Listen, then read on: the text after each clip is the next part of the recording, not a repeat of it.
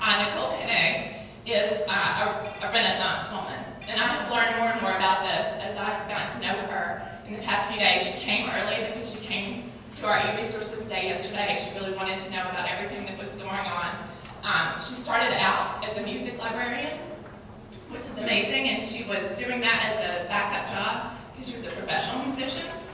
And as she moved along, as things changed, she got interested in different things. She was a corporate librarian at Bose, which I don't know if you know this, but it's really cool. Speaker music sound company up in Boston. And now, for the past 13 years, she's been working at the MIT Libraries, which is a place that I had the good fortune to work for 4 years and loved every minute of it. And so, really think of it as a second home. And what Nicole has been doing has been really amazing if you think about it. So for the past 13 years, she's been shepherding the MIT website, MIT Web Services, and now she's moved into, from that kind of user-centered design, and she was doing that, publishing on it from the very beginning. User-centered design, which is totally revolutionary. When you started publishing on that 2000? Yeah. People weren't even talking about it back then, you know, that's really amazing. And so now she's shifted yet again to doing these fabulous things with apps, and we're going to actually get a chance to participate in one of her paid-for normally workshops on apps for librarians. And it's just such a huge treat that she was willing to do both of these things, do our keynote and do this afternoon. And so we're really excited to have her here. She has done so many things in terms of how her expertise has evolved, and she's got such enthusiasm for new things and for how things are going and for the future. And we're just so lucky to have her here and to have her sharing with us. Thank you.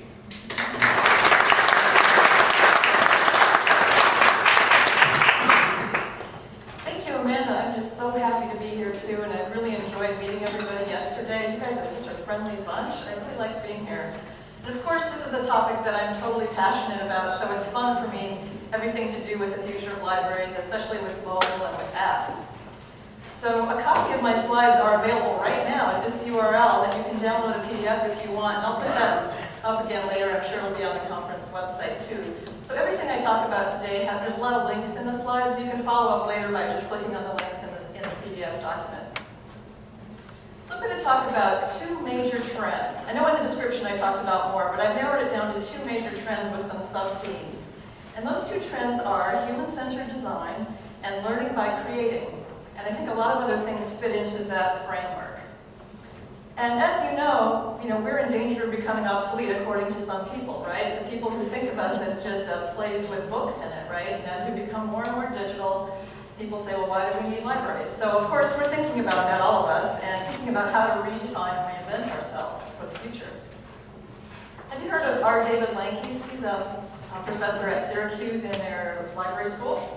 He wrote this other book called The Atlas of New Librarianship, which is all about new roles for libraries. And then he came out more recently with this book called Expect More, Demanding Better Libraries for Today's Complex World. And it's a book aimed at your administrators and the people that you have to justify yourself to. So it's worth reading because it's something you can read and pass along to the people that you're trying to convince about various things. And in it, he has a really concise way of talking about the mission of libraries. He says, the mission of a library is to improve society through facilitating knowledge creation in the community. Now think about that, facilitating knowledge creation. I really like this as a mission because it's at a high enough level that it encompasses what we've traditionally done, like build collections and give people access to them, but also other things that we are doing and can do that, it's why we build those collections, is to facilitate knowledge creation in our communities. So keep that in the back of your mind as we look at these technologies and think of how this might apply. So the first big trend is human-centered design. And within that, I'm going to talk about three things: natural user interfaces, accessibility, like for the disabled, and the importance of beauty. So let's start out with natural user interfaces. I don't know if you've heard this term NUI. It's instead of GUI, right? There's this book called Brave New World, and it's all about natural user interfaces with touch and gesture. And when you think about the term that we've always used, GUI, which stands for Graphical User Interface, that's like, there's even an acronym for that called WIMP, right? Windows, icons, menus, and pointers. And we all take it for granted so much when we use a computer, but it's really very abstract, the idea of moving your mouse, and then there's this little cursor on the screen or a pointer and that you have to pick something from a hierarchical menu. And all of those are metaphors, and they're from the world of productivity and work, you know, the idea of a desktop and a trash can and all of that. It's not the only way to interact with computers. What we're starting to see now is something that's more natural, that's more like the physical world. Like on your iPhone or your Android phone, when you move things on the touch screen with your finger, that's direct manipulation, and it's an interface that's designed to kind of replicate the physical world so you don't have to think about it too much. You just touch it and move it, and it moves like a physical object would. This other picture is a Microsoft Surface table. So I'd like to show you a little movie clip that shows an example of an iPhone app that's really gone all out as far as getting rid of those little icons and buttons around the edge and focusing on just the content itself. So let's take a look at this little clip.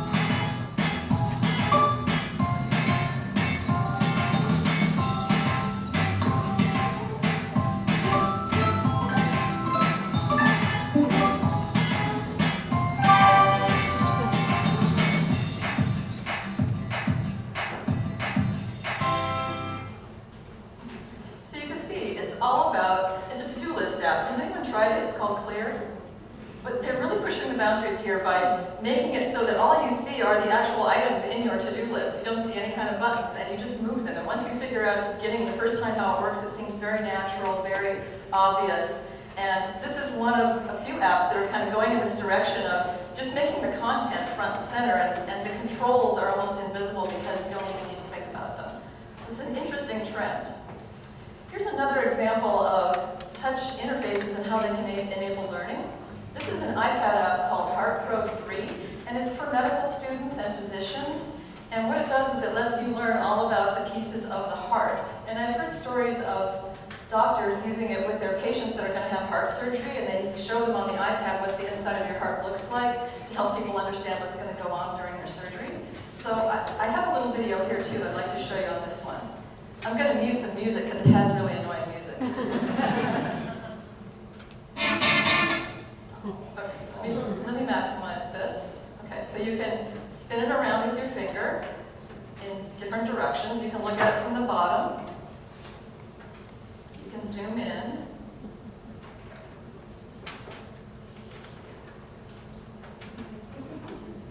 You can slice it. That reminds me of a game. Slice it through. It's like that. And you can look at animations of different processes like the blood flow and the heartbeat.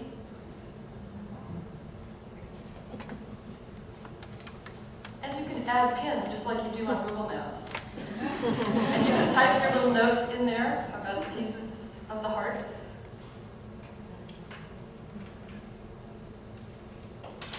You can look up all these technical terms and it goes right to where they are. You can read about everything in there. You can write your own notes and annotations.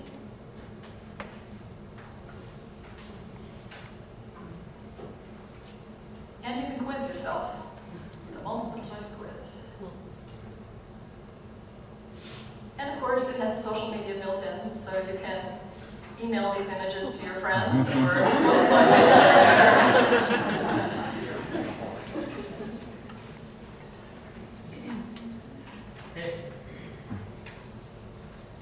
Okay, so that's Heart Pro 3.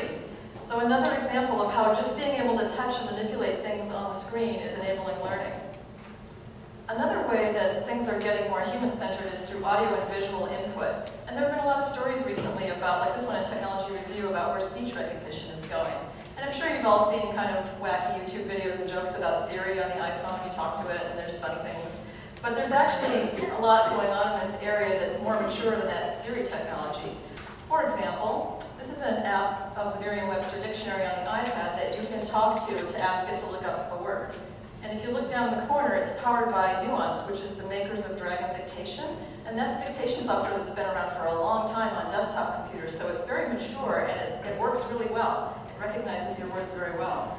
So what I did was I said hippopotamus, and it recorded me, and then it found it in the dictionary. And so you can either just speak to it or you can type in your thing. And then no matter which way you looked it up, you can also listen to the pronunciation of the word by tapping that little red audio icon. I love that about these dictionary apps. Another thing is visual search using the camera. This app is called LeafSnap, and it was developed by Columbia University, University of Maryland, and the Smithsonian. And the way this one works is you go out in the field with your iPhone and you pick a leaf off of a tree, and you have to hold it up to a white paper background, and then take a picture of it with your camera. But then what it does is it looks it up in this very detailed database of trees, and it matches the leaf shape to what kind of tree it is, and then you can learn all about it. So that is just so different than in the old days when you have your field guide in your pocket, right? It's just all right in your iPhone there. So I looked up ginkgo leaf, and this is a screenshot from my iPad. It has a lot of different views, the front and the back, and some branches, and the fruit, and the seeds. It also has looking it up by location, so I clicked on the map, and I was sitting in the middle of Davis Square, Somerville, which is my neighborhood, and I could see there that there's a ginkgo tree in my neighborhood, so if I wanted to, I could walk over to that tree and look at it. So, you know, this is like the new world of mobile computing, right? It's really nice. People talk about, well, should I get an iPad or should I get a laptop? Well, really, they are two entirely different things. I have both. I think there's good reason to have both. Because the old world of laptops and computers is not going away, just like television didn't go away. But these new devices really are enabling something entirely new and different that you can do because you're out in the world and because you have this more natural user interface. So another thing that's good news in this area is what it's doing for people with disabilities. Here's a really cool website called Bridging Apps, and it's full of stories, success stories of how people are using these new technologies for people with different kinds of disabilities. And I really like this one story here. It was written by this kid's mom. The kid is 6 years old. His name is Ivan. And he's got a bunch of different neurological disorders that make it hard for him to move. And in addition to that, he's completely blind. And so I thought, how could he use an iPad? They got him an iPad for like 6 months just to try it. And I'm like, you know, it's iPad, it's all about visual. You know, how could that work for a blind person? But it was really fun to hear the story that his mom wrote. He uses this app called I Love Fireworks, where if you touch it with 2 fingers, it makes a loud sound. If you touch it with 3 or 4, it makes a really loud sound. And so he learned the concept for the first time of taking turns, playing a game. He started to develop his fine motor skills. And so it's all because of this audio interface. You know, it's a natural user interface. And I love reading these success stories on that site. There's just tons of them there. And you probably heard in the news a lot of stories about people with autism having success with iPad apps that enable them to communicate in ways that they couldn't or didn't feel comfortable with before because of their disability. So it's really a nice success story, I think. And the next thing I'm going to talk about is the importance of beauty in design. I don't know if you've heard of Don Norman, but he's written a series of books over the years about design, and it's not just design of computers, but the design of everyday things like in your kitchen and in your house. And this book, Emotional Design, is really good, and one thing in there that he learned through various studies is that attractive things actually work better. In fact, there's a bunch of studies that have replicated this, but one that I remember reading about is in Japan, they set up 2 ATM machines, and they worked exactly the same way in their functions. But they made one of them have an ugly interface and one of them have a beautiful interface. And they had people do the same tasks. And of course, on the beautiful one, everyone was able to complete all the tasks so much quicker and so much easier than they could on the ugly one, even if it was the exact same functions. So it's really interesting when you think about that. And Apple, in particular, pays a lot of attention to this, and I think that's why they've had a lot of success. If you've ever looked at their human interface guidelines, if you haven't looked, it's really worth looking at. When I teach my Apps for Librarians class, one of the assigned readings is to read parts of the human user interface guidelines because they're really interesting and they help you understand what Apple is doing beyond the hype that you always hear about Apple. And in part of it, they talk about aesthetic integrity and consistency. And let's zoom in on that a little bit. For aesthetic integrity, they say it's not a measure of how beautiful an application is, but it's how well the appearance of the app integrates with its function. So they talk about productive tasks, keeping these decorations kind of in the background and keeping the task front and center. I think clearly does that well because it keeps the actual tasks front and center. And then they also talk about the importance of a good icon. It says you still need to provide a beautiful custom icon that people will enjoy seeing in the App Store. And don't you notice that on your phone when you start to have a lot of icons, you're drawn to the pretty ones? Sometimes I'll get an app just because I like the icon. It really influences you. So when you read books that are written for app developers, they really emphasize beautiful design a lot and tell the developers they should spend money hiring graphic designers to make it look great, because that's a very important part of the interaction. And Apple is really into this too. And I'm really glad that Android exists because it's open source, but I don't think they've done as good a job at paying attention to the usability and the beautiful design of this. I hope that more will come along that way. But Apple's really taking the lead here, which is why I'm very interested in what they're doing. Another place where beauty comes in is infographics, which are really trendy right now. And those are when you take some sort of data set that usually would be shown in an Excel spreadsheet or a bunch of numbers or a bar graph, and have a designer make it into something beautiful that helps you understand the data. And this is one of my Pinterest boards where I'm collecting a few different infographics that I like. And just to zoom in on one, here's one. It's called A Look at the Modern College Student. And it's a long, long scrolling document, so that's why it looks tiny here to look at the whole thing. But if you zoom in, here's the top level of it. And you can see a professional artist has turned this data into something that's kind of fun to look at, almost like a comic book or a poster. And here is one of the screens about how many people are doing distance learning now. And it's much easier to scroll through one of these infographics and understand the data and what the data is trying to say than to actually just look at the pure charts and spreadsheets. So I'm glad that this is a trend. There's also a site, I don't know if anyone here has used it, called Visually, visual.ly. Anybody? I haven't had a chance to try it myself yet, but it's a site where you can create your own infographics. So I think this is really interesting. You can also browse through ones that other people have made. Wouldn't it be cool if we took, remember that talk yesterday about the data? I see those guys talking to each other, about the success of students who use the library databases. Wouldn't it be nice to turn something like that into a beautiful infographic that we could share with our stakeholders? And also I think it'd be nice to show some data about our own usage to our own students. Like, here's how many people use the libraries, here's how many downloads there were, and have it up on a public display somewhere in a beautiful way that people could understand. So I think it's worth looking into. I'm going to try it sometime, I just haven't had time to try this site yet. So all of these things are human-centered design, where the human is first, the computer is just something that enables what we're trying to do with all of our creative work. And I really believe that this is making it lots easier to learn and create things, which is where we want to go. So what can libraries do in this area? Well, if you think back again about that mission statement about facilitating knowledge creation in our communities, I think you're already starting to have some ideas in the back of your mind, but here's a few ideas that I have. For one thing, apps are facilitating knowledge creation. Remember when the iPad and the iPhone first came out and everybody was saying, oh, it's just a consumption device, you're going to sit on your couch and watch a movie and that's all it's good for. Well, that's turning out not to be true. There are loads of artists, photographers, musicians, composers, all sorts of people doing creative work with these apps. Scholars and scientists are writing about doing things out in the field. Academics are using mind mapping, and there's all kinds of incredible, creative, and wonderful, productive activity happening with apps right now. So it is facilitating knowledge creation. So because of that, I think librarians should become app literate, right? It's a whole area for us to recommend things for people and be like the filter, because people have app overload these days, right? So what we're doing at the MIT Libraries is recommending and reviewing apps for our community.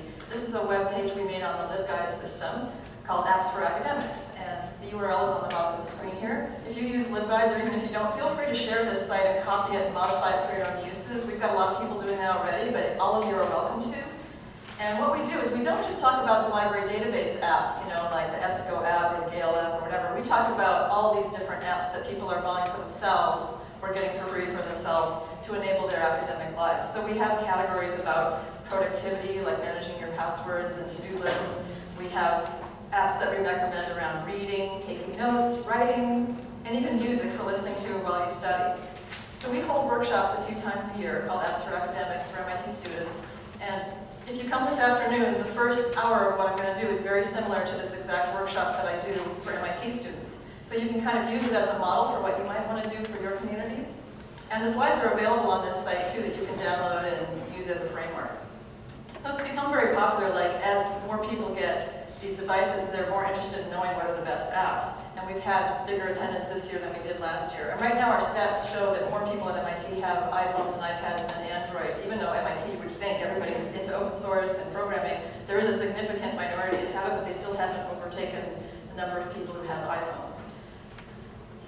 workshop, we talk about both Android and iPhone apps. I also have an online course that I welcome any of you to sign up for because it's completely online and you can do it from anywhere. It's called Apps for Librarians. And if you go to appsforlibrarians.com, you can read all about it. And I'm in the midst of a 6-week session right now as we speak.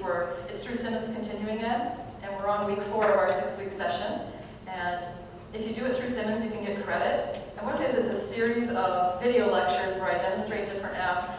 There's a bunch of readings. You have to have a device yourself to participate. And the assignments for that class are that you learn to write reviews of apps, and you learn what the criteria are for writing a good review. And then we have a private class blog where you can post your reviews, and then the class members comment on each other's, and we form sort of a community around what we're doing so we can ask each other questions. I also have a self-study version available that you can do anytime. You can go right there, right now, and sign up for it. It's half the price. You don't get credit, but there's all the same video lectures, all the same readings, and there's a community of people in there because it has a discussion forum. It's got about a little over 20 people in there right now. So I welcome you to sign up for either one of these. We're going to do the Simmons one again in September. It's not posted yet here, but it will be. I also have another new course that I'm developing called The Book is iPad App. Did any of you hear my webinar that I did last week for the American Library Association online? Anybody? Okay, good, because I'm going to repeat part of that. I did a free webinar for ALA Monday, July 23rd, and we had over 700 people from all around the world logged on to that webinar. And it was a 1-hour preview of this course that's going to start on October 15th about the book as app. And it's not about the traditional ebooks like on Kindle or Nook that are mainly text. I love those, but it wasn't about that. This is about books where an individual title is an app. Like there's one about Leonardo da Vinci's Anatomy Notebooks. There's one about Jack Kerouac's On the Road, an enhanced edition, the history of jazz. There's all sorts of books coming out now as individual apps, and that's what this course is going to be about. It'll be 4 weeks online, and later I'll put up a self-study version too that you could do at any time. So I invite you to go here and look at this too. If you want to be notified of any future courses that I teach, you can go to this URL here and just put your name in the little form, and I will keep you posted on any new courses that I offer. So apps are really where innovation in human-centered design is happening right now. And I also mean not just iPhone and iPad apps and Android apps, but also web apps. Like, I think the best ones are where an app like, say, Evernote, which is a note-taking app, they have a website, so you can use it even if you don't have a mobile device, and it's a complete free website for keeping track of your notes. But they also have an iPhone and an Android and an iPad app, and they all connect up to the same account. So no matter where you are and what you're using, it's all one thing. And I think those are the best examples, like making an ecosystem so you can access it anywhere. So when I say apps, I mean all of those things. So some more ideas, maybe we could co-create some apps with our students and faculty. Maybe we could offer workshops on app creation, like get an expert to come in and teach, or ebook creation. There's a lot going on in the world of enhanced ebooks too that have multimedia in them. In that course in October, we'll talk about kind of the new things that are happening in the world of the book. You know, it's really breaking out of its boundaries and taking advantage of this new medium. So I know as librarians, you're probably also thinking, oh, but what about people that can't afford all this technology, right? It's something that we've always been very concerned about.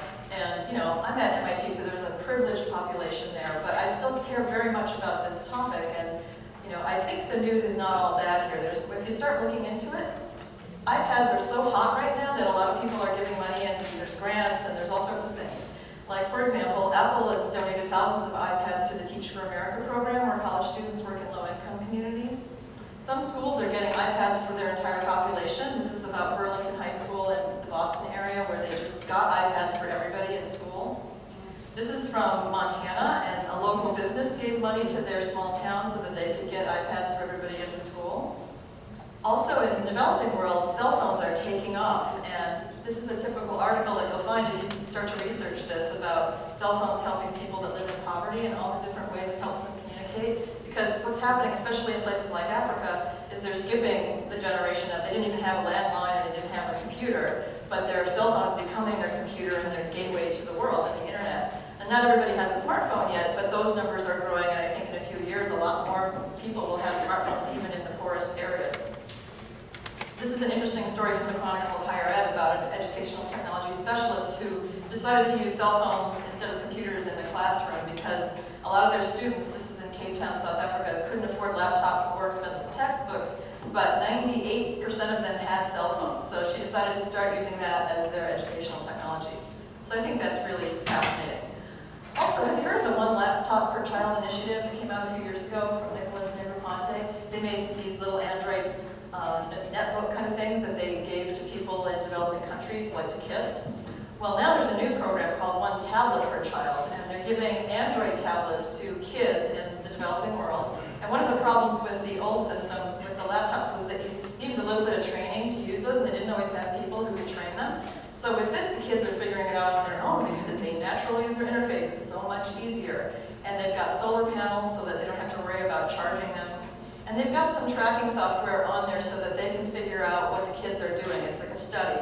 And they're in the midst of it right now, so it'll be interesting to see what they learn. But what they've learned so far is that kids are downloading a whole bunch of apps, they are using them, they're learning spelling and reading and math, and they're competing with each other in these educational games. They also pre-populated them with a bunch of good apps.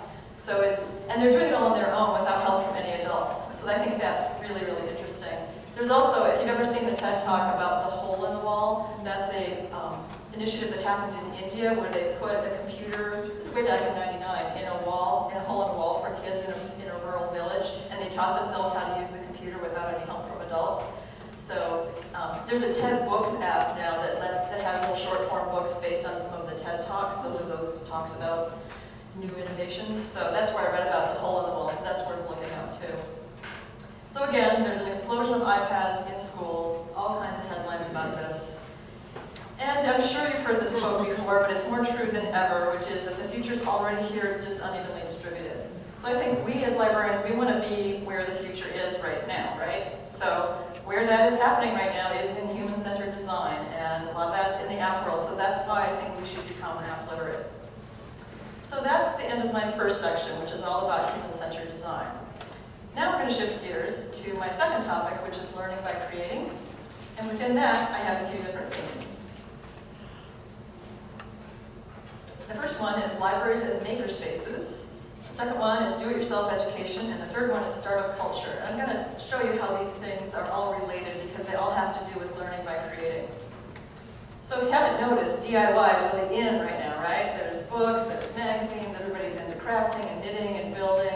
Make Magazine is one of the first ones to do this. They have a fair in different locations, the Bay Area, New York, and other places around the country called the Maker Fair, where people come together and build amazing things.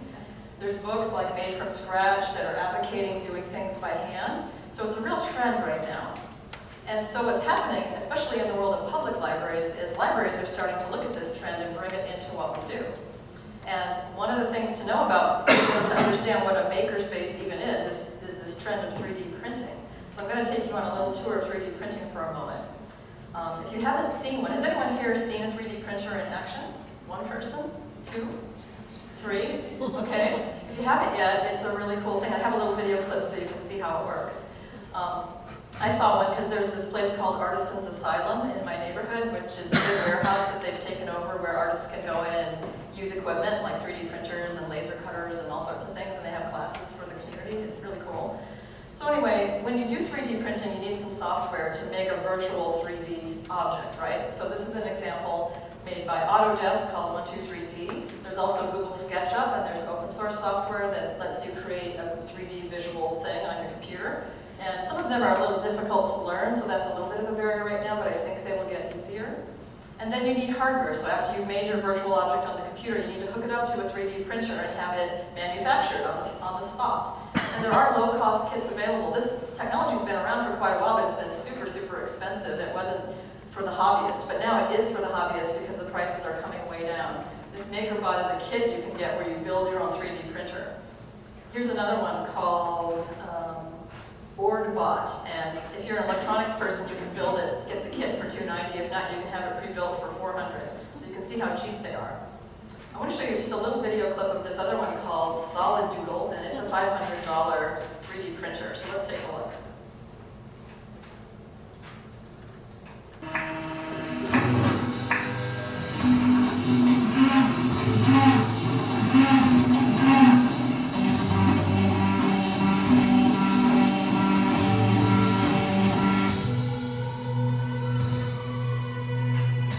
Hi, I'm Sam Cervantes, founder of Solid Doodle, bringing you the next generation of 3D printers. We're making 3D printers more affordable and easier to use than ever before. This is our old machine, and this is our new machine. And The main difference is the old machine could print 4-inch parts, the new machine can print 6-inch parts, which lets you print way cooler stuff. Here's some of the things we've created with the Solid Doodle 3D printer. Everything from architectural models to children's toys to useful things around the house like this pen holder and everybody's favorite print, the bottle opener. Here's how it works. Right now we're building a tornado. The Solid Doodle 3D printer builds the tornado one layer at a time using hot molten plastic. We're selling 2 versions. One with a case and with a door, and one without, since you've all been asking for it. So this is the deluxe version with the case and with the door. But for those of you that don't like a more simple look, we'll sell it to you without the door and without the case.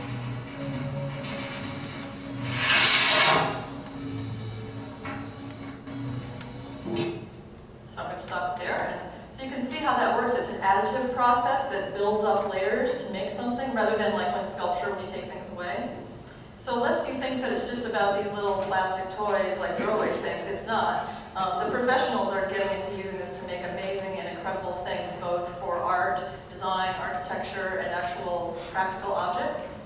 There's a professor at the MIT Media Lab, she's an architect, her name is Neri Oxman, and she makes this beautiful artwork using very fancy high-end 3D printing.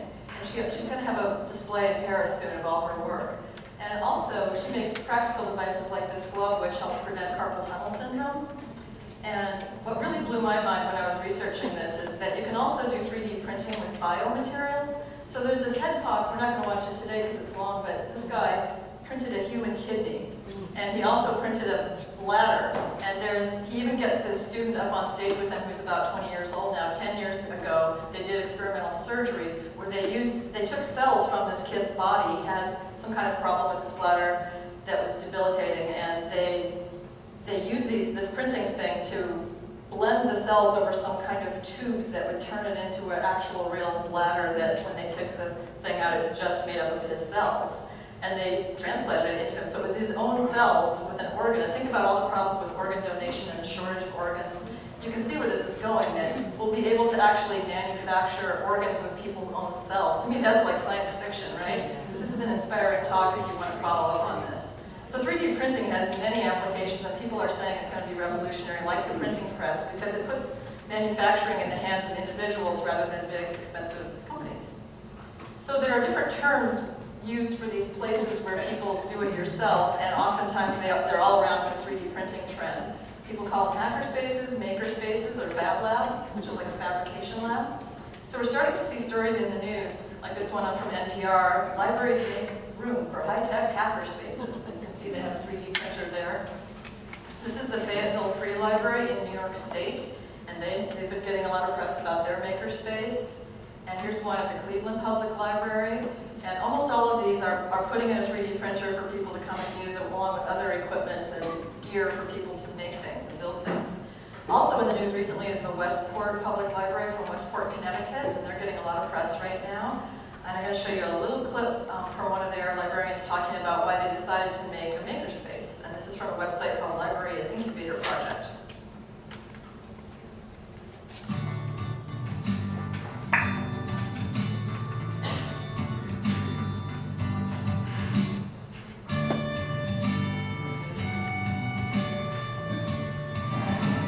We are going to first build a new makerspace within the library as a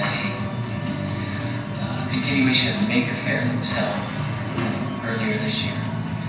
And after that, we're going to build 2 airplanes that will be suspended from the ceiling of the library and be part of the library display. Those planes are being built right here in the library. Visit the library can come and watch the planes while they're being fabricated, and then if they are inclined, they can actually do some of the hands-on work that's required to build an airplane.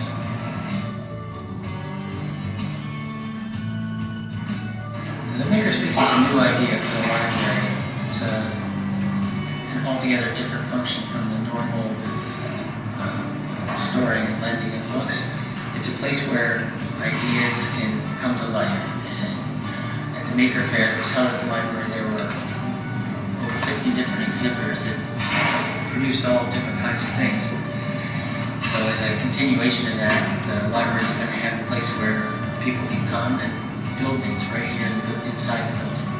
And library patrons can see for themselves how it's done.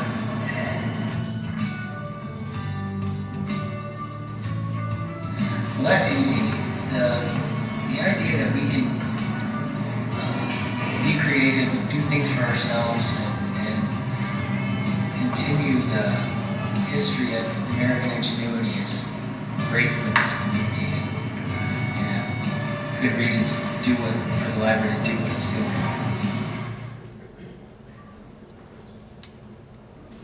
So here's a picture of their makerspace from, this is a great website, by the way, Shareable. It's all about sharing things, not just libraries.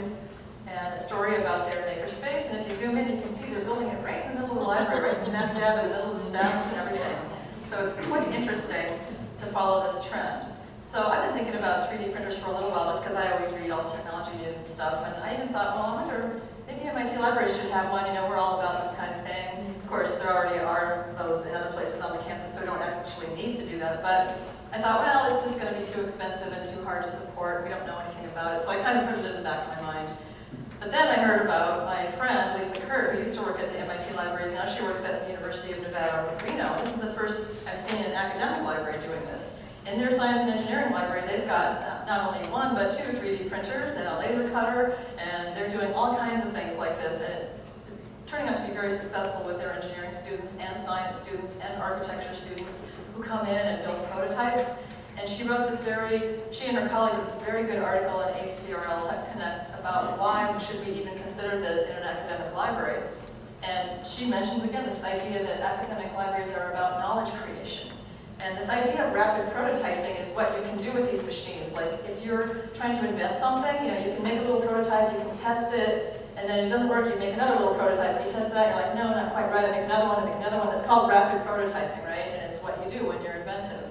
And you can apply this idea of rapid prototyping to the physical world and to virtual world and services that we offer, like trying little things and experimenting. So I think it's really great that they're doing that there. We don't have any plans to do it right now, but I think it's great that at least one academic library is doing this. So this whole DIY makerspace thing is filtering into the world of higher education. And it's kind of a hot topic right now. So my next theme is do-it-yourself education. There's books coming out like this one called DIYU, which is about edupunks, edupreneurs, and the coming transformation of higher ed. I don't know if you've heard of this site called Uncollege. Has anyone?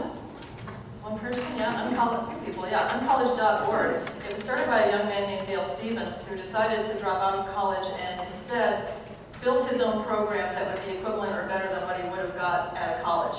So he encourages other people to do this too, which is like maybe spend a year traveling and volunteering and taking language classes and then coming back and going to a makerspace somewhere, inventing something, getting mentors, creating a reading list. Like people are just putting together their own programs in the real world, like learning how to start a business and everything, that cost way less than college tuition now. And because it's their own custom designed thing, they feel like they're getting more out of it. And they're not going to have these huge loans to pay off in the future.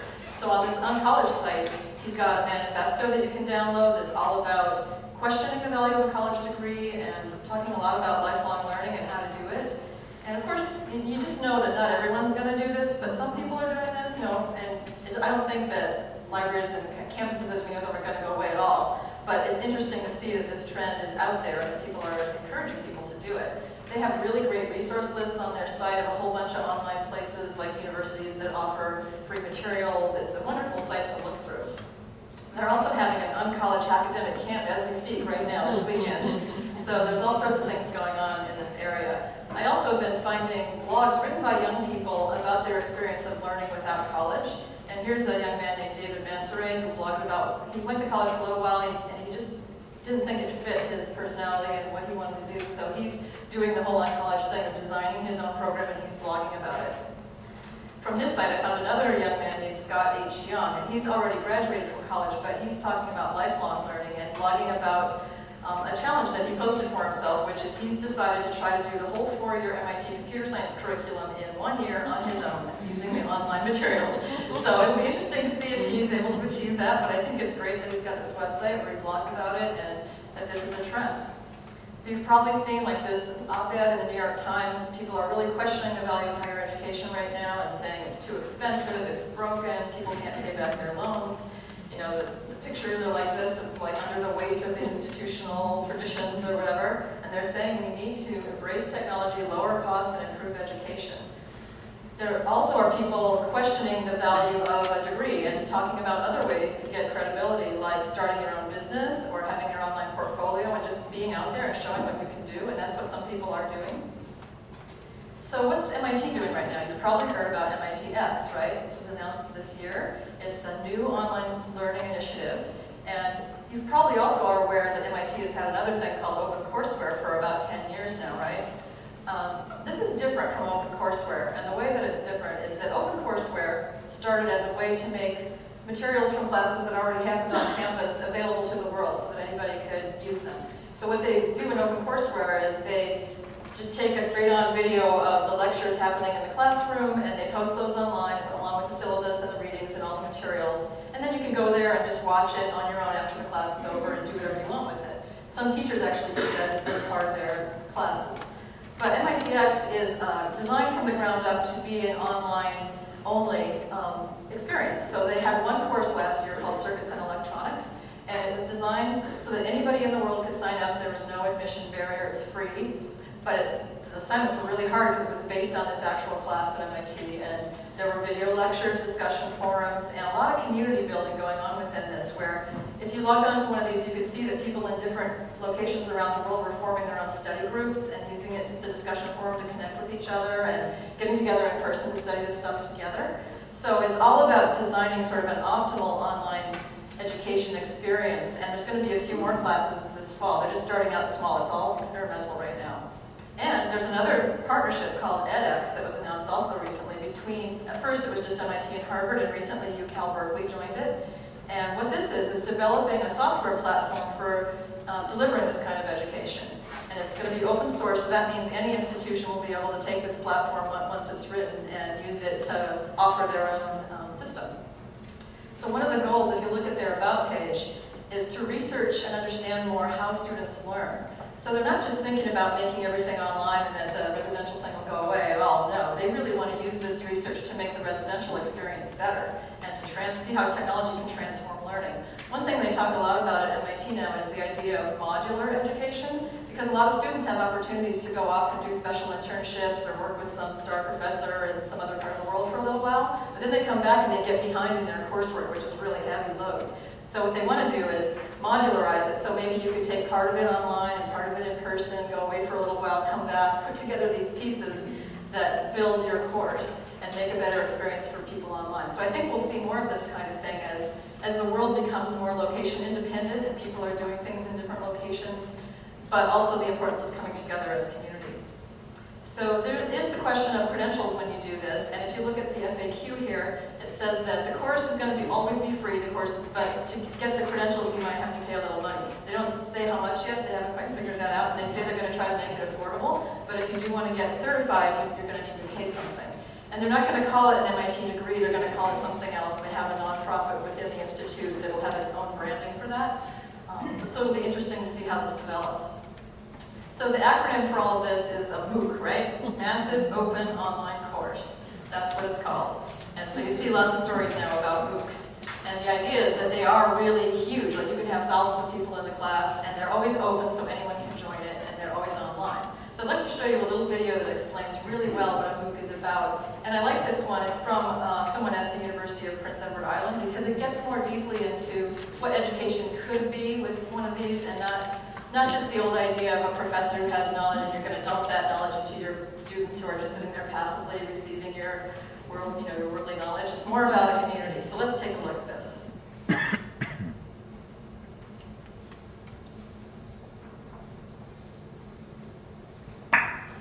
The Massive Open Online Course is a response to the challenges faced by organizations and distributed disciplines at a time of information overload. It used to be that when you wanted to know about something, you could do a few things. You could ask someone, you could buy a book, you could try to figure it out for yourself, or you could call a school. If that school offered the course and the thing you were trying to figure out, you could go there and take it. You could get access to information about a topic. An instructor would comb through journals and books to pull the information together from a library. You might even find others who are also interested in the same things that you are. The MOOC is built for a world where information is everywhere, where a social network obsessed with the same thing that you are is a click away, a digital world. A world where an internet connection gives you access to a staggering amount of information. This video will introduce you to how a massive open online course is one way of learning in a networked world. A MOOC is a course, it's open, it's participatory, it's distributed, and it supports lifelong networked learning. In one sense, a massive open online course is just that. It's a course. It has facilitators, course materials, it has a start and end date, it has participants. But a MOOC is not a school. It's not just an online course. It's a way to connect and collaborate while developing digital skills. It's a way of engaging in the learning process that engages what it means to be a student. It is, maybe most importantly, an event around which people who care about a topic can get together and work and talk about it in a structured way. The course is open. All of the work gets done in areas accessible for people to read and reflect and comment on. The course is open in the sense that you can go ahead and take the course without paying for it. You might pay to get the credit through an institution, but you're not paying for participating in the course. It's also open in the sense that the work done in the course is shared between all the people taking it. The material put together by the facilitators, the work done by the participants, it's all negotiated in the open.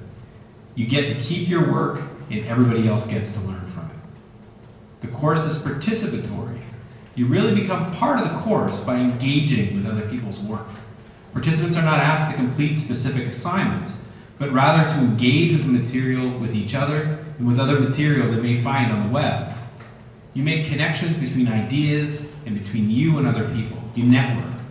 One of the outcomes that people get from the course are the network connections they built up through engaging with each other. The course is distributed, and all these blog posts, and discussion posts, video responses, articles, tweets, and tags all knit together to create a networked course. They're mostly not found in one central location, but rather all over the internet, in different pockets and clusters. There's no right way to do the course, no single path from the first week to the last. This allows for new ideas to develop and for different points of views to coexist. It also means that one of the side effects of a MOOC is the building of a distributed knowledge base on the net. The course is a step on the road to lifelong learning. MOOCs promote independence among learners and encourages participants to work in their own spaces and to create authentic networks that they can easily maintain after the course finishes. A MOOC can promote the kind of network creation that lifelong learning is all about. The course part is just the beginning. And how can you go about finding one of these? Well, news that a MOOC will be offered usually spreads on online networks. People who have reputations for interesting skills or innovative thinking on a topic decide to collaborate by offering an open online course covering that topic. Anyone who wants to join in can. In a MOOC, you can choose what you do, how you participate, and only you can tell, in the end, if you've been successful, just like real life. So I thought that was really interesting when I watched that, because they're getting into the depths of what really is successful learning. I came to it through this article in the Chronicle Pirate called Good MOOCs, Bad MOOCs, which led me eventually down a path to find this. And there is a lot of criticism in the press right now of just sort of replicating the old school way of the teacher and the students and just slapping it up online. But I think if you really think about it, there's ways to be innovative, as they suggest in this video. Kathy Davidson is one of my favorite scholars to follow. She's from Duke University, and she writes in this book, Now You See It, about brain science and learning. And she's got this quote saying, well, there's no benefit in giving kids iPads in school if you don't change school, right? It's not just, you don't want to just slap that technology out there. So it's a hot topic right now, like how is education changing? And I'm sure you're thinking in the back of your mind, well, what does this mean for libraries? How are we going to participate in this world? And I don't have the answers, and I would love to talk to you about that. So we're starting to have a little committee with our library to start to think about, we're going to meet with Harvard librarians, well, how are librarians going to get involved in these MOOCs? You know, one thing they're doing is looking for open access articles that anyone can access and use. choose, but that's not the only way to think about it. Maybe we should be getting involved. We should be taking some MOOCs for ourselves so we can learn how they work and start to think about what is our role in this new world. So the third theme is startup culture, and this also is connected to the idea of learning by creating. So I don't know if you saw this article that came out recently called Think Like a Startup. It's from Brian Matthews at Virginia Tech, and it's a white paper to inspire library entrepreneurialism, right? So let's talk about that for a minute. The idea of startup culture is very well expressed in this book by Eric Ries called The Lean Startup, and this is one of the most popular books that's influencing the world of entrepreneurs who are making new businesses and things. And in the Lean Startup, they have a method called build, measure, learn, which is you don't start by planning, you start by building, and you make some kind of little prototype. It doesn't have to be of a software product, it could be of the service that we offer in the libraries. But just make a little version of it, get it out in the world, then start to do your assessment and measurement, and then learn from that and go back and adjust your course based on what you learned. So it's all about building and making and getting it out there so that you can learn in the real world. Some of the concepts from Lean Startup that are good to know about is this idea of an MVP, which stands for a minimum viable product. I think that's something that we can learn from as librarians because we tend to try to plan everything to perfection first before we release anything. But this idea is that you just want to make the most basic, simple version of something so that you can get it out there and people can try it, and then from there you enhance it and you build it and you make it better. Another thing that I think would appeal to librarians, because we're usually very risk averse, is that this actually is not risk averse to do this. It's not like a bunch of pie in the sky creative types with their heads in the clouds and just throwing some stuff out there. No, there's a methodology here that you can learn to follow. What it does is it does something called validated learning, which is where you look at the data and you have real statistics about what's working or not working, and you use that to eliminate uncertainty and to know which way to go. So it's like you're taking one step forward, measuring it, and then deciding which way to go from there, and then which way to go from there, and it's getting it out into the real world so that you can do that. And he also talks about minimizing the total time through the loop and how it's important to go through this cycle over and over, not to spend a long time planning and then a long time evaluating, but to do little cycles of it. Another related methodology is called design thinking, which is very, very similar to Lean Startup method, and we've been using this in the MIT libraries for some of the things we're doing, and these are a couple of key books in that area. This came out of the world of graphic designers and how they work, because they're very visual and drawing and into like becoming concrete first rather than abstract. There's a free PDF you can download at designthinkingforeducators.com. It's a wonderful like summation of all this work with educators in mind. And I used that as kind of a guide when we were doing some work in the MIT libraries. And it talks about a cycle of things that you can do, starting with discovery, like learning what your users need, interpreting it. Ideation is where you try to come up with lots of new ideas about what you could do, and then you do some experiments or prototypes or betas. Then you evolve and change based on what you learn from that. So what we did last year, we have this new department called the User Experience Department, which I'm the head of now since we had a reorg a couple of years ago. And of course, everyone always asks me, well, what do you do? Like, what is a user experience librarian? And user experience is a term that's popular out in the business world, which means really trying to understand the context of your users and everything they do with their lives. So what we do is we study the MIT students and faculty, their whole academic life, not just how they use libraries, in order to try to understand their lives and have some empathy for them and be able to develop new services that really meet their needs, not just what we think they need. So we did this thing called the Digital Scholarship Study last year, where we interviewed about 17 students, grads and undergrads. We gave them like a $50 Amazon gift card to volunteer for this. And what they did was they kept a diary of their academic life for a week and then came in for in-depth interviews. And our goal was to learn about how new technologies and formats are changing how they work. And we use methods from anthropology and ethnographic methods because you can't go out and live with people. Instead, you have to keep a diary and come in.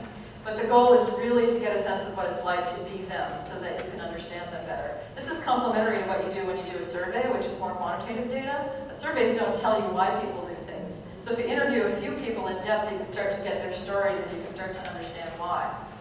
If you want to learn how to do this kind of thing, there's a great book called Understanding Your Users, and this came out way back like in 2006 or something, and I've been using it a lot. It's very handy to help you design these kind of studies.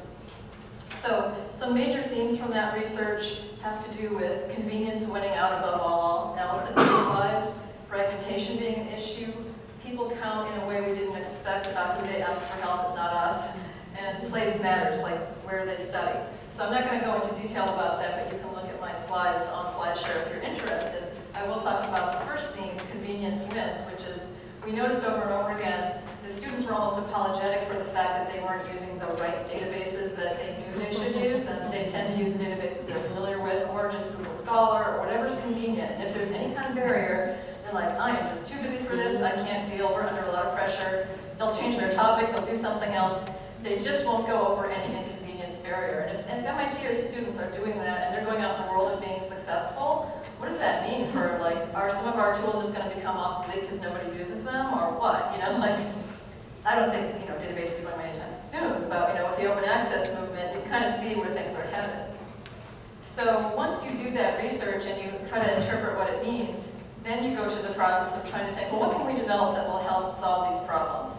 So there's another really good book called Gamestorming that helps you figure out new ways to come up with new ideas, and not just the traditional brainstorming that you've done a million times in a million meetings, but there's like a whole compendium of different specific brainstorming techniques or idea generation techniques. And then another half of the book is all about evaluating and narrowing down your ideas. So we used some ideas from this Helm retreat and used that user needs research to help generate a bunch of new ideas that we're calling the idea seeds. And I can't release those yet. We haven't started experimenting yet, so maybe next year I'll have more to say about that. But after you do that, you go to the rapid prototyping stage, which is building some new test services and products where you build, measure, and learn. Someone who is doing this is Harvard. They did their graduate school of design. They have a course called the Library Test Kitchen. And they're getting design students and architecture students to brainstorm about new cool things that libraries could do. So this is a chair that somebody invented that you can easily sleep in, you know, it rocks. So they're doing all kinds of wild and wacky things. It's worth following the Library Test Kitchen. You can get to it from the URL of this magazine article. So I love that they've actually funded a little lab of people on their campus to go out and try things, and they're collaborating with an existing class on campus to come up with the ideas. So once you get your ideas and you put them out there, then you've got to test them, and then you've got to decide, is this a worthy idea? And chances are many of them will just die, and that's fine, because that's how you learn, and you're looking for that one gem that survives. And there's another term that's good to know, it's called pivoting, and that comes from the lean startup world, and that is when your original idea didn't turn out to be what people want, you just pivot and you go in another direction, which is the aspect of it that was really successful. Like, I can't remember what Flickr started out as, but it wasn't a photography site. Does anybody know? I forget. There used to be some kind of community game or something. And later they found out people just cared about sharing photos, so they turned themselves into a photo sharing service and they pivoted. So there are a lot of examples like that out in the world, and we can do that too. You don't have to get everything right the first time. So startup culture really is learning by creating, right? So you kind of see how these things are all tied together. There's someone whose work I really admire at Harvard, their Change Leadership group out of their education grad school. His name is Tony Wagner, and he's got an article about 7 skills students need for their future. And many people are saying these same things. They need agility, they need adaptability, they need entrepreneurialism, collaborating. You can see number 6, that's traditionally where we come in about accessing information, but there's a lot of good ideas that he has, and he's not the only one saying this. He's got a really wonderful book out that I'm about halfway through reading right now. You can even get it as an enhanced ebook on your iPad with embedded videos in it, or you can just read it in a regular way on your Kindle or your print. It's called Creating Innovators. And what he did was he looked at people who are successful innovators, and he went back and he looked at their lives growing up. Like, he interviewed their parents, he interviewed their teachers. He just looked at what made them become innovative. And in addition to learning creativity techniques and everything, which is learnable, it's not just creative geniuses that can do this, the thing that really made it successful was play, passion, and purpose. So they had unstructured time as a child to play and explore their world, and even as an adult. And he talks about the importance of play. And at MIT, we have this sort of hacker culture where people do pranks and they play. They put a police car on the roof of the dome, and it gets in the news. And it's this spirit of like playing around, you know? That's how you learn. And the passion and purpose part was because these people realized they could actually make a difference in the world in something that mattered. And I know that's something we all care about as librarians. So it's this having this passion and purpose is what really can drive innovation. So again, these are the 3 themes of learning by creating, and I think you can see by now how they're all related. And so what can libraries do? I think we can begin to think like a startup and do rapid prototyping of services and new ideas. We can build, measure, learn. It doesn't have to be risky. You know, you can really minimize risk by doing this. And we can get involved with DIY education. I'm not sure exactly how yet, but I'd love to talk to anybody who wants to talk to me about that. I was also just kind of on the side thinking, maybe we should offer courses for library school students as a massive open online course, and maybe a few of us could collaborate. So I tweeted that a week ago, and a couple of people like Meredith Farkas chimed in and said, oh, I want to do that. So I'm keeping a list of librarians who might want to collaborate someday. I can't do it until next year because I'm too busy, but wouldn't it be cool if we did a massive open online course for library students? So to sum up, I want to go back to the title of my talk, which was Librarians as Rational Optimists. And I really like this phrase, which I saw as the title of a book one day when I was walking through a bookstore, just Rational Optimists. And I think that's because oftentimes there's this stereotype that if you're an optimist, your head is in the clouds. And I get accused of this because I'm an enthusiast about new technologies, right? Oh, you're just a pollyanna, you don't know why we can't, you just can't do this, it's not realistic. But librarians really are rational and pragmatic, and I think that's a good combination to have some optimism and rationality at the same time. And I hope you can see that thread running through this whole talk. There's this cool article called Are You an Internet Optimist or Pessimist? And I like it because he summarizes a lot of books that have come out over the past 10 years. These are some of the books that are mainly pessimistic, right?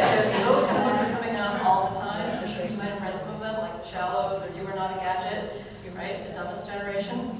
And these books, I'm not to say that they're all wrong because they do have very good points, but sometimes they make you feel like, oh, we just can't do anything because the world's falling apart. On the other hand, there are optimists and utopian people like Nicholas Negroponte and Clay Shirky that talk about abundance in the future and how there's all these possibilities because of new technologies. And I think that if we sort of find some middle ground there where we use our rationality and our common sense and combine it with optimism, that we really can do a lot to change the world. Here's one example of a pessimist talking about information overload. I don't know if you've heard of this Swiss scientist named Konrad Gessner. He said the modern world overwhelms people with data, and overabundance is both confusing and harmful to the mind. Well, he died in 1565. He was talking about the printing press, right? Same story, right? Everybody was really worried that people were going to be overloaded now that we had the printing press. So this is where the world that we're in now, and there is reason to be optimistic. One of the most inspiring things I saw recently was I heard the author of this book speak at South by Southwest Interactive Conference in Austin, Texas. I went to it last March. Peter Diamandis wrote this book, and he is got a TED Talk, which I won't show you today, but you can watch it if you want. He does the X Prize. I don't know if you've heard of that. What he does is he gets rich philanthropists to put up big sums of money and offers a prize if someone can invent a certain kind of technology. So here's one that was successful. Somebody won the prize to figure out a better way to clean up oil spills. And these are the kinds of things. He does try to do big world-changing projects that make a difference, and he gets these rich people to put up the money. And people are motivated because Charles Lindbergh flew across the Atlantic to get a prize. So there's a long history of people doing things for prize money. I like that Peter Diamandis is not waiting for government and politics to change. There's always that, but he's just trying to find something practical that he can do with his connections to make change in the world. And I really admire that kind of spirit. One of the reasons he says we can be optimistic is because he talks about exponential growth. And Moore's law is the idea that every few years things double, like computing power. Well, when you look at an exponential growth curve, for a long time it seems like nothing is happening because the numbers are small, like you're going 2, 4, 8, and they're for a long time. And then all of a sudden when the numbers get big and you're doubling those, the curve goes way up. And that's when it seems like there's a breakthrough. So I'd like to show you one little last video here by Dean Kamen. He's the guy who invented the Sedgeway. This is like a breakthrough technology for water purification around the world, which is a huge worldwide problem.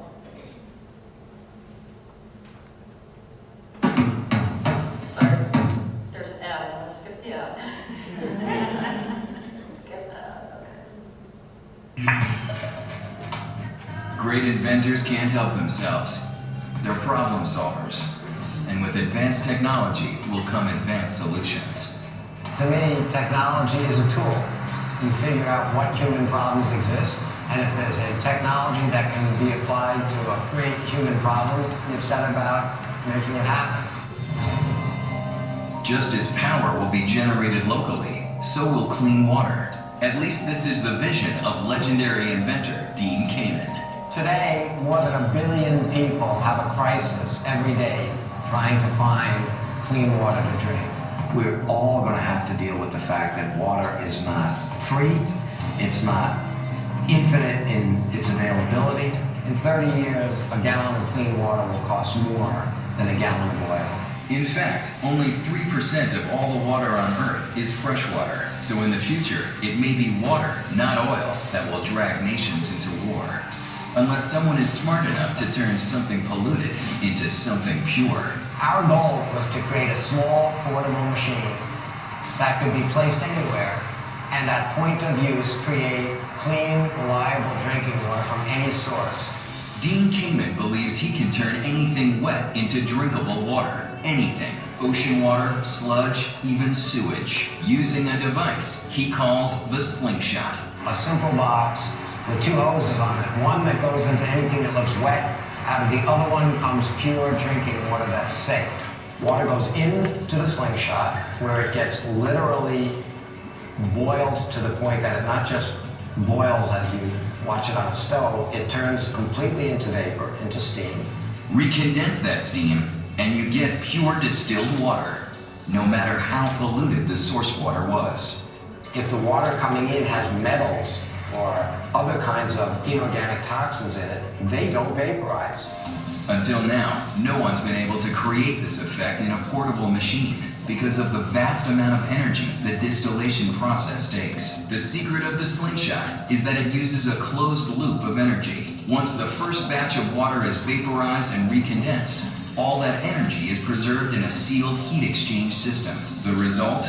A machine that runs on less power than a toaster oven, and about 2% of the power required by other water purifying systems. We can take any bad water and turn it into pure water, and we can do it with a machine this size and an amount of electricity that runs half of a handheld air dryer.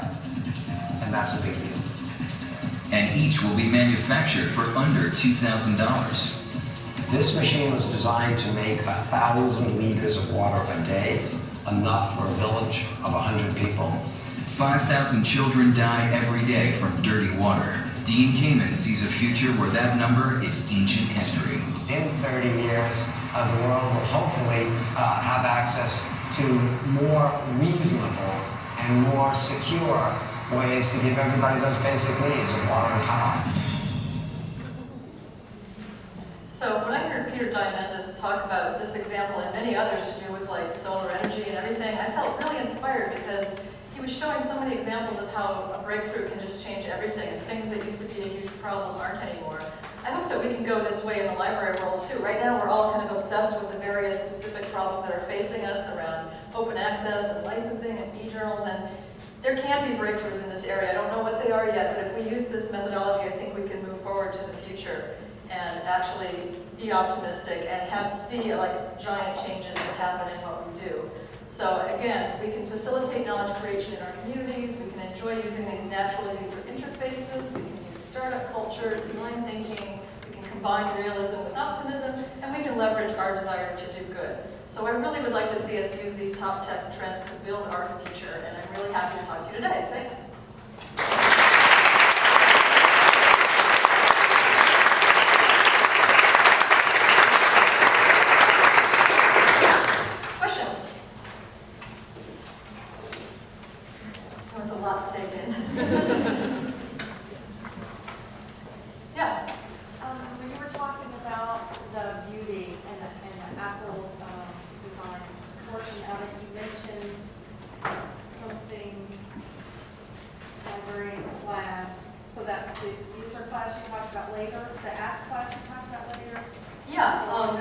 To think about natural user interfaces, I think it's good to learn about apps, and the class I'm going to do this afternoon is sort of a mini version combined of apps for academics and apps for librarians, where we'll do a whirlwind tour of many different apps that we recommend to the MIT community, so I invite you to come to that this afternoon. Or take the online class at your leisure.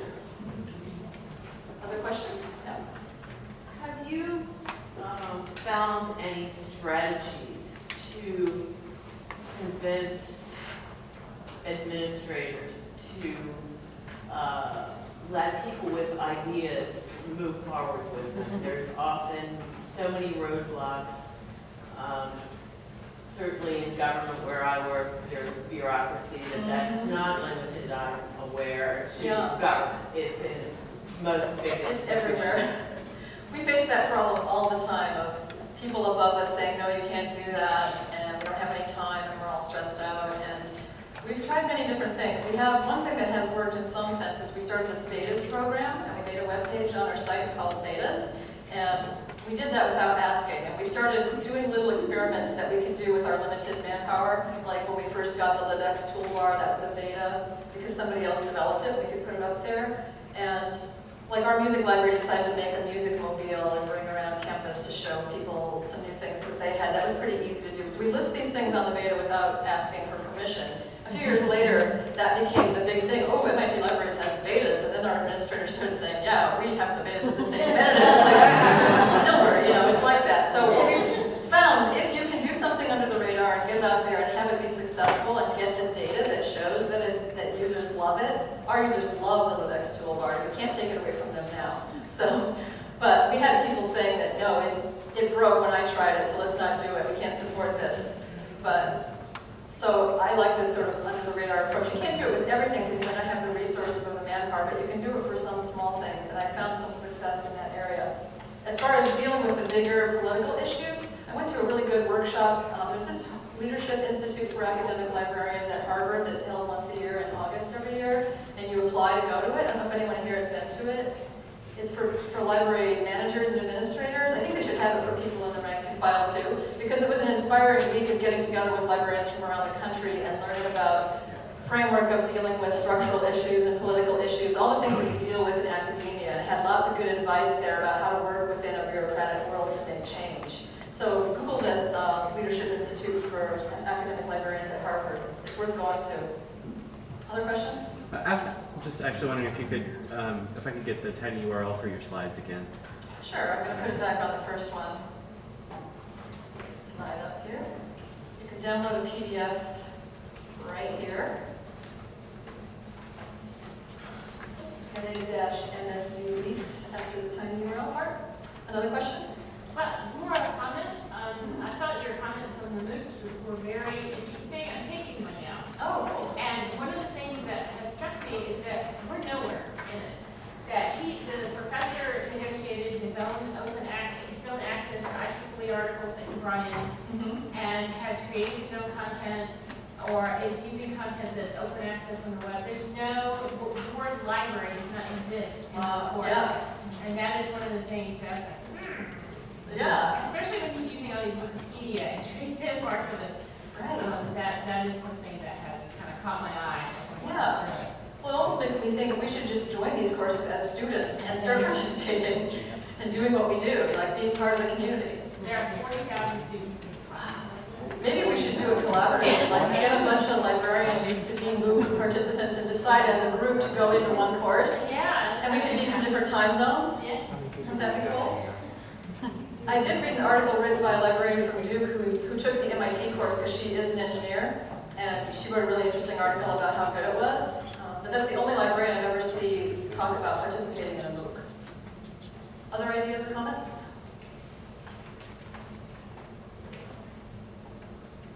I have a kind of question, and I'm not quite sure how to form it, but I've seen a lot of studies and things where it's a relatively small proportion of people doing the creating, and then a large mass of people doing a lot of consuming, even just on message boards where only 10% of people actually post and 90% will be here, kind of making up those numbers.